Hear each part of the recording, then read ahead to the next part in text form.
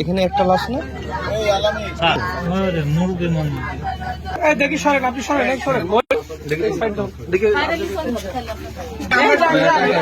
Packet দুজনই packet হয়ে গেছে না?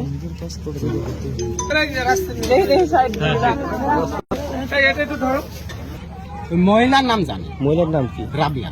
রাবিয়া। উনি ওটা ওনার হাজবেন্ড তাই না? তো এই ঘরে থাকতো না অন্য কোনো জায়গায়? এই ঘরে তো গলায় দড়ি দেওয়া সম্ভব না, এটা তো একবারই হয়। কিন্তু মানে গলায় দড়ি দিলে এমনি তো মাটির সাথে পা ঠেকে যাবে। মানে কিভাবে দেখবেন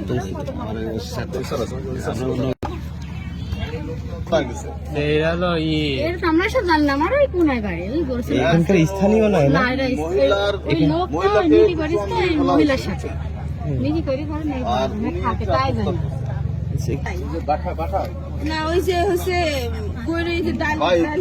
একজন শ্বশুর একজন শাশুড়ি ওই ঘরে থাকতো না? যে ঘরে আছে ওই ঘরে কি একজন মানুষ গলা দড়ি দিয়ে মারা যাওয়ার মতো পরিবেশ তো নাই?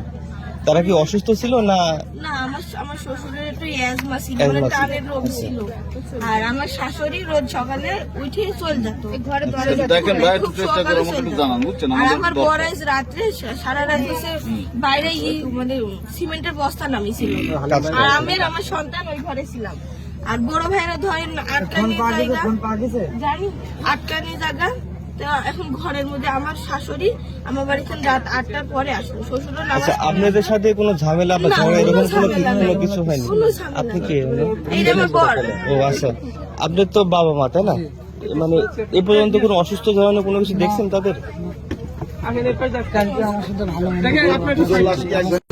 সংবাদ পেয়ে আসছি, আসার পরে এই টিনের ঘরটা আপনি হয়তো দেখছেন। হ্যাঁ, টিনের ঘরটা ভিতর থেকে লক করা ছিল।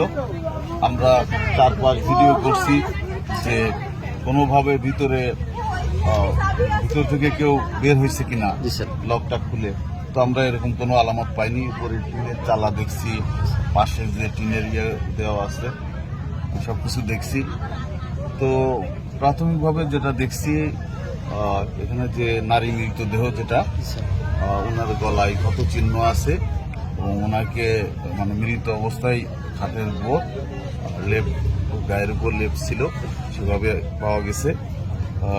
এটা মনে হচ্ছে তাকে খুব সম্ভব মানে মেরে ফেলা হয়েছে। আচ্ছা আচ্ছা। আর পুরুষ লোকটা আপনার তাকে ঝুলন্ত অবস্থায় পাওয়া গেছে, গলায় রশি দেওয়া অবস্থায়। ভিতরে কোনো কিছু একটা হয়েছে যেটা হয়তো বাইরে থেকে বোঝা যাচ্ছে না সেটা। হ্যাঁ, কিন্তু তাদের ছেলে বা তাদের ছেলের বউ কিন্তু কোনো সেরকম কোনো তথ্য দিচ্ছে না যেটা জেনে হইতে পারে। আপনার যেটা এখানে এসে যেটা জানলাম, এই লোকটা এদের বাবা না, ঠিক আছে? ওই ওনার যে নারী মারা গেছেন ওনার সেকেন্ড হাজবেন্ড আর কি। আচ্ছা আচ্ছা। ওই পুরুষ লোকটার বাড়ি হচ্ছে আপনার নাটোরের গুরুদাসপুর। ওনার ফ্যামিলি আছে, আপনার ছেলে মেয়ে আছে সেখানে। আমরা এখন তাদের সঙ্গে যোগাযোগ করতে পারবো, ঠিক আছে? যোগাযোগ চেষ্টা অব্যাহত আছে। তো এটা ধারণা করা হচ্ছে হয়তো স্বামী স্ত্রীর ভিতরে তাদের ভিতরে হয়তো কোনো কলহ ছিল হয়তো। সে থেকে আপনার যে পুরুষ লোকটা ওনার নাম হচ্ছে ফরিদ, মেবি হয়তো আমার ওয়াইফকে মেরে ফেলে নিজে করছে। এটা প্রাথমিকভাবে ধারণা হচ্ছে। আমরা লাশ পোস্টমর্টমের জন্য পাঠাচ্ছি, পরবর্তীতে আমরা তদন্ত করে বিস্তারিত।